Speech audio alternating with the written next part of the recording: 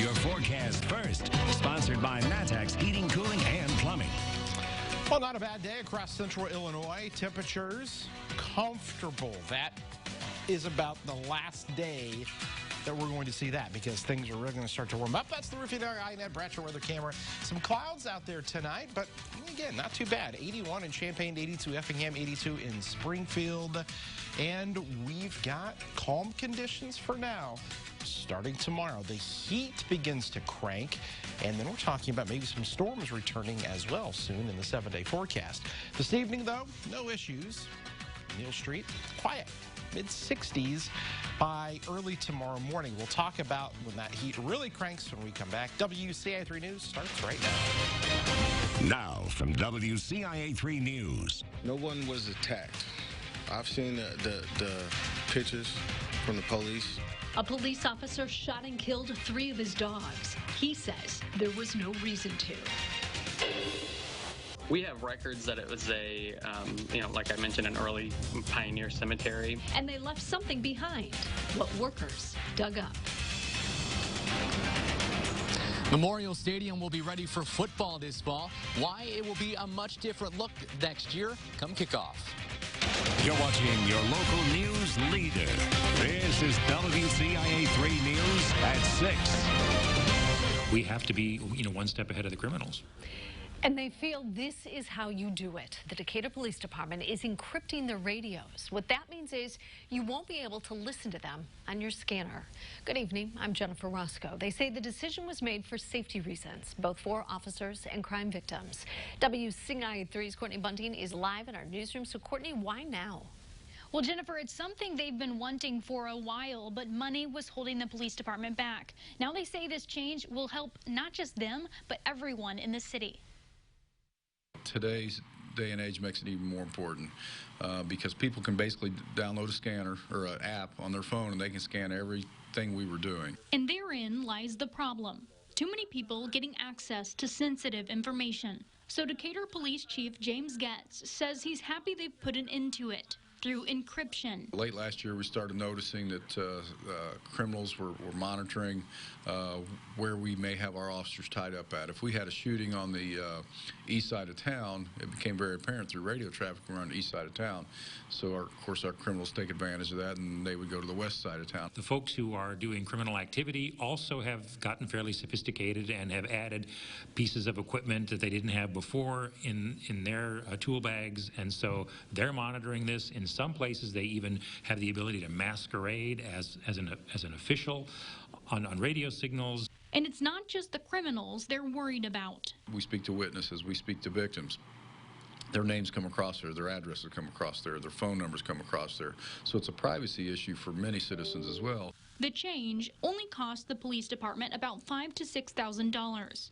The larger price tag came from the communications center, which paid $50,000, something the department couldn't afford. Once that happened, city leaders as well as police officers were happy to roll it out. But this is not only a matter of officer safety, it's also a matter of keeping our citizens safe and also of protecting a fair amount of information that comes over radio transmissions that's confidential and that wouldn't be covered by a FOIA.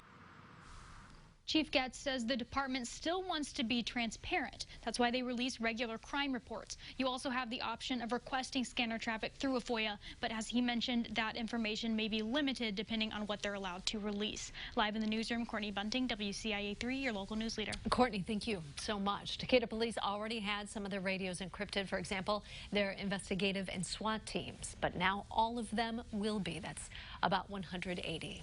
Following up on a murder trial out of Macon County, the verdict is guilty.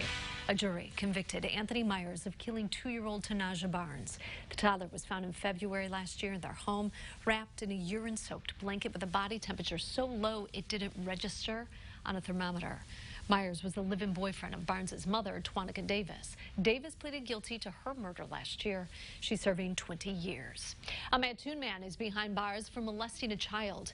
37-year-old Jose Antimate Chagala is charged with predatory criminal sexual assault of a child as well as unlawful restraint. Police say he held a peroxide-soaked rag over the girl's face to quiet her during the assaults. They say he repeatedly molested her over 2 months while living in the home. We have some new details on the case of a Rantoul police officer shooting and killing 3 dogs. Police say they rushed a person leaving a home and attacked an animal control officer. Now the dog's owner says he plans to take legal action. WCIA3's Jamie Mays has more. My dogs were NKC champions, confirmation dogs, top-notch, trained. But A.J. Higgins says the dogs he considered family were killed. Police say a woman called to report several aggressive dogs. An animal control officer arrived, and police say he was swarmed. Officers tried to use a siren to distract the 4 dogs, but it didn't work. Police say the dogs started biting the animal control officer. That's when an officer fired. The owner of the dogs, A.J. Higgins, says 3 of the 4 dogs were killed. He doesn't believe his dogs were aggressive. Now he wants answers. No one was attacked. I've seen the pictures from the police. It does not look like a dog bite at all, and especially to kill 3 dogs and shoot another, to shoot 4 dogs, I think that was excessive force. He shot 4 dogs. You know, I want to see proof of a bite mark. He says he requested evidence from police. Higgins says this picture of the animal control officer's arm was sent to him. From what I've seen, the man has a couple scratches right here. That could have been from one of my dogs. I take responsibility for that.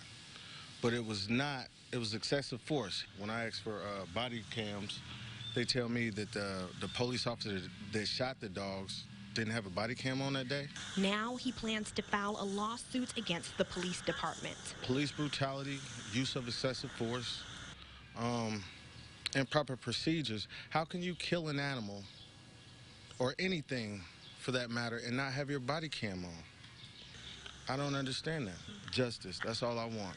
In Rantoul, Jamie Mays, WCIA3, your local news leader. Now, we reached out to Rantoul police. They say they did not have video of the dogs being shot. They only have body cam video of what happened after. That video was given to Higgins. They couldn't comment on the possible lawsuit. We have an update to a story from last year. 2 men were arrested after being accused of setting off explosions in Vermilion County. 42-year-old Jason Boyd of St. Joseph and 58-year-old Kirk Marvel of Catlin are facing charges of possession of explosives. Marvel is also charged with possession of meth and intent to deliver. Authorities say they detonated several homemade devices starting last October. So many of you were calling us and emailing us saying, what the heck is going on? What is it? Well, there you go. It was happening. No one was hurt, but they were heard for miles. The bomb squad was called after a suspicious package was found also in Vermilion County. A U of I team was called to the Dollar General store in Westville last night. Police say the package was left right outside the entrance. The store was evacuated. A robot was used to figure out the package didn't have any harmful materials inside of it. An employee was arrested for stealing thousands from the Lake Marina. Police say 62-year-old Robin Sheets of Shelbyville admitted to taking between $10,000 to $20,000 from the marina's office. An investigation started after the city's auditor noticed revenue was down close to $25,000 compared to previous years. Earlier this month, an undercover officer went there to buy passes. The money was never turned into the office. Doctors say masks help control the spread of COVID-19. What one city councilman wants to do to get you to wear one. And also tonight. And I hope, if nothing else, that people will listen to today's comments. Is there going to be college football in the fall? One way or another, the Illini have their plan for game day. If there's a problem with our weather camera on top of the building in Springfield, I'm not going to fix it. You can see there's a bunch of hornets and wasps flying around up there. Jennifer, you? Out. No chance? Not going up there? Yeah. They're flying around pretty good on this warm day. 82 degrees was the high. We'll talk about things getting even warmer when we come back.